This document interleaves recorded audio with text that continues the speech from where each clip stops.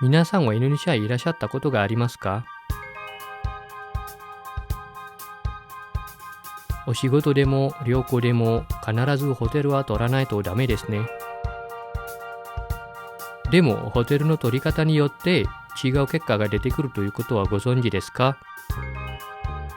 この動画はインドネシアのホテルを現地人に取ってもらうメリットについて話をさせていただきますが、この動画と同時に別の動画をアップしましたので、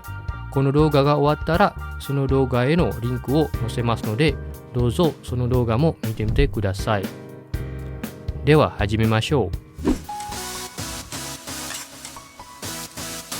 皆さんこんにちは、アディティアと申します。よろしくお願いします。今までいろいろなホテルの取り方があると思いますが、この動画では現地人に取ってもらうというやり方のメリットについて話をさせていただきます。よろしくお願いします。まず今から話をさせていただくことは、皆さんが2、3泊泊まるとあんまり結果が出ないんですけど、例えば4泊以上とか2週間とか長めに滞在した方が結果が出ると思います。でも短く滞在する皆さんにもご参考になることができると思いますので、どうぞこの情報も使ってください。一番のメリットです。値段は日本より全然安いです。なぜかというと、現地人が取る場合は現地のレートになります。日本から取ると外国人のレートになってしまいますので、もちろん高いですね。でもプロモーションによってたまに日本から取った方が安い時もあるんですけど、ほとんどは現地人に取ってもらった方が全然安いです。先ほど言った通り、安いと言っても2、3泊だったらそんなに変わらないと思いますが、4泊以上だったら結構金額が変わりますよ。あとはすごい立派なリゾートだと、1泊でも全然金額が違います。私はこういう経験があります。いるお客さんが仕事が終わったらバリで旅行しようとしています。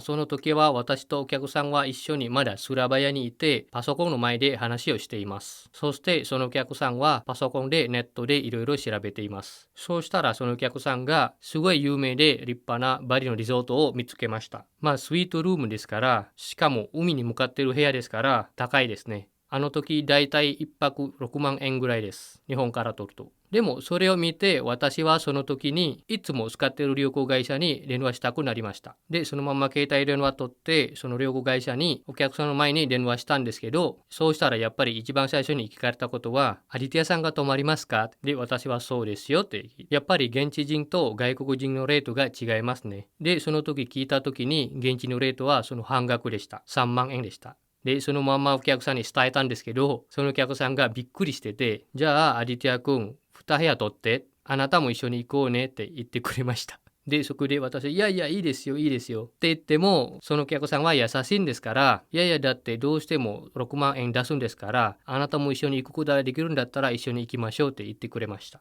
そうしたら、その時は私も一緒にバリ旅行行くことになりました。なので、リゾートの場合は1泊でも全然金額が違います。2番のメリットです。1人いくらというシステムじゃなくて、1部屋いくらというシステムですから、特に部屋をシェアする皆さんはお得ですね。たまに例えば社長と2人のスタッフがインドネシアに来る場合は、社長はもちろん1部屋1人で泊まってるんですけど、この2人のスタッフは普通は1部屋のツインに泊まってますね。この2人の部屋は多分日本から取ると1人いくらというシステムになってしまいますので、倍になるんですね、ホテル代は。でもインドネシアは1部屋いくらというシステムですから、別に1部屋何人泊まっても大丈夫なので、そこがシェアする皆さんはお得です。あと例えば私みたいな家族と一緒にホテル泊まる人はお得ですね。だって私家族連れて行くと4人ですから、私と奥さん、息子、娘ですから、それでも同じ1部屋の金額になりますので、1人で泊まると家族で泊まると金額が変わらないです。でもやっぱり4人で泊まるとベッドが狭いんですね。なので私はいつもスイートルームにアップグレードします。なぜかというと、本当は普通の部屋をエクストラベッド頼むことはできるんですけど、それよりそのまんまスイートのルームをアップグレードした方がお得です。部屋も広いし、ソファベッドもありますし、でよく特別なアクセスがありますので、例えばエクゼクティブラウンジとか、そういう考え方もあります。3番のメリットです。1部屋の朝ごはんがだいたい2人分がついています。多分1人で泊まる皆さんは、だから何というかもしれませんが、うまく使うと、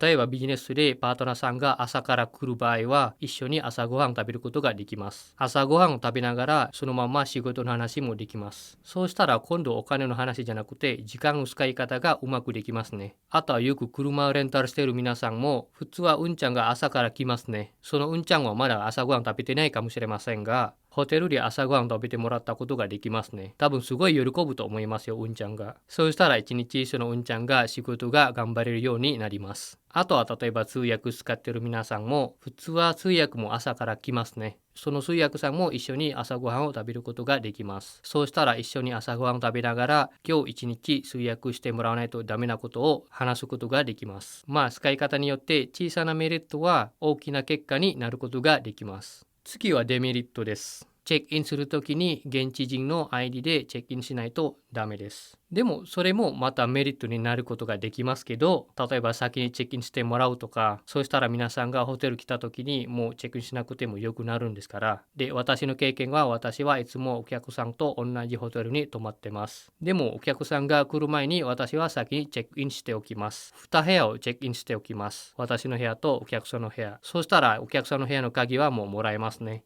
そして普通はお客さんの飛行機は夜ですね、来るのは。夜お客さんを空港に迎えに行くときに、そのまんまお客さんの鍵のホテルを渡します。そうしたらホテルに着いたら、そのお客さんはそのまんま部屋に行けます。飛行機から降りたときはもちろん疲れてますので、できれば早くホテル行って休みたいですね。で、たまにチェックインは時間かかるからもっと疲れるようになりますから、さっきのやり方だったらお客さんが楽ですね。はい、それがインドネシアのホテルを現地時に取ってもらうメリットでした。皆さんはどう思いますか？この動画と同時にこの動画をアップしましたので、どうぞその動画も見てみてください。また何か皆さんからコメントや質問があれば書いていただければ喜んで返事しておきます。また次の動画でよろしくお願いいたします。